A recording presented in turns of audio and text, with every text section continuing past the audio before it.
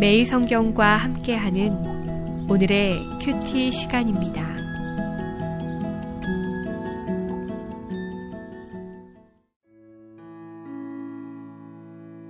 (2월 5일) 오늘의 말씀은 마태복음 8장 23절에서 34절까지의 말씀입니다. 배에 오르심에 제자들이 따랐더니 바다에 큰 놀이 일어나 배가 물결에 덮이게 되었으되 예수께서는 주무시는지라. 그 제자들이 나와 깨우며 이르되 주여 구원하소서, 우리가 죽겠나이다. 예수께서 이르시되 어찌하여 무서워하느냐, 믿음이 작은 자들아 하시고 곧 일어나사 바람과 바다를 꾸짖으시니 아주 잔잔하게 되거늘 그 사람들이 놀랍게 여겨 이르되 이가 어떤 사람이기에 바람과 바다도 순종하는가 하더라. 또 예수께서 건너편 가다라 지방에 가심에 귀신 들린 자 둘이 무덤 사이에서 나와 예수를 만나니 그들은 몹시 사나워 아무도 그 길로 지나갈 수 없을 지경이더라.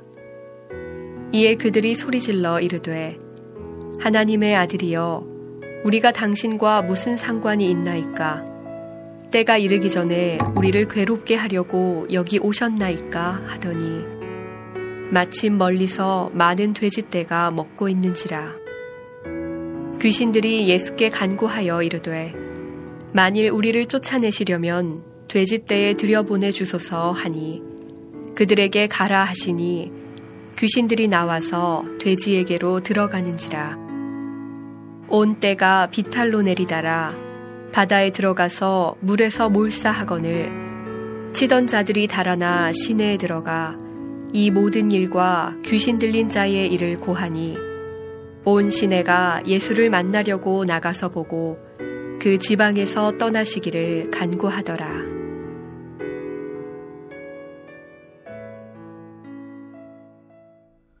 오늘은 2월 5일 수요일입니다. 매일 말씀 묵상의 길을 가시는 성도 여러분, 오늘도 말씀과 함께, 주님과 함께 묵묵히 믿음의 길을 걸어가시기를 축복합니다. 오늘 본문은 예수님께서 광풍을 진압하신 이야기와 이에 대한 제자들의 반응, 그리고 가라다 지방의 귀신 들린 자를 고치신 사건을 통해 예수님이 누구신지를 분명하게 말씀하고 있습니다. 오늘 본문 24절과 25절을 보면 바다에 큰 놀이 일어나 배가 물결에 덮이게 되었으되 예수께서는 주무시는지라. 그 제자들이 나와 깨우며 이르되 주여 구원하소서, 우리가 죽겠나이다 라고 말씀합니다. 바다에 큰 놀이 일어나 배가 물결로 덮이게 되자 제자들이 주무시는 예수님을 깨워 살려달라고 요청합니다. 사실 제자들은 예수님과 함께 생활했던 사람들입니다. 예수님의 모든 말씀과 행동 하나하나를 곁에서 보고 들었습니다.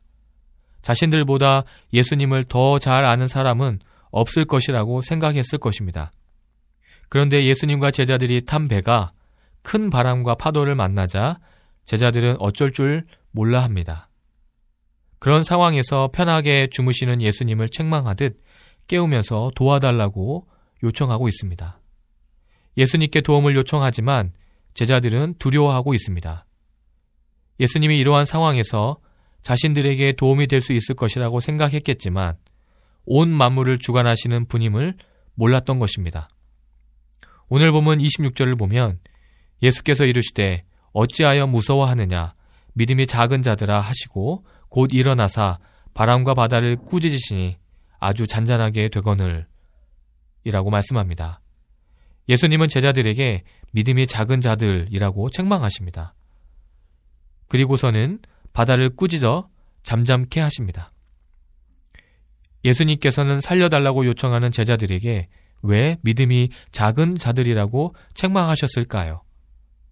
그것은 무서워하는 마음만큼 예수님을 향한 믿음이 없었기 때문입니다. 믿음의 기도는 응답을 확신하며 평안한 가운데 드리는 기도입니다. 제자들의 믿음에는 예수님에 대한 이해가 부족했습니다. 온 천하를 관장하시는 분임을 깨닫지 못했던 것입니다.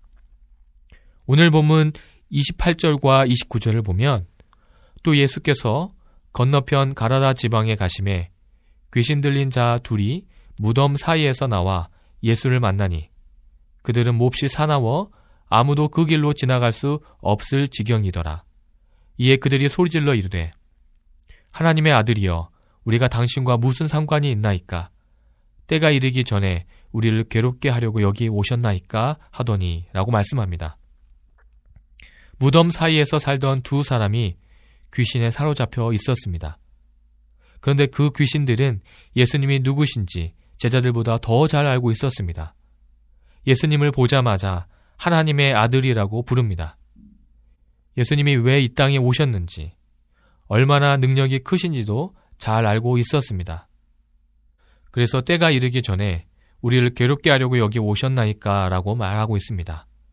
더 나아가 예수님이 자신들을 어디로 원하시는 대로 쫓아내실 수 있는 분인 것도 알았습니다. 그래서 귀신들은 31절에서 이렇게 요청합니다. 귀신들이 예수께 간구하여 이르되 만일 우리를 쫓아내시려면 돼지떼에 들여 보내주소서 라고 말합니다. 그리고 허락을 받아 돼지떼에게로 들어가더니 돼지떼를 절벽 아래 바다로 몰아서 빠져 죽게 합니다.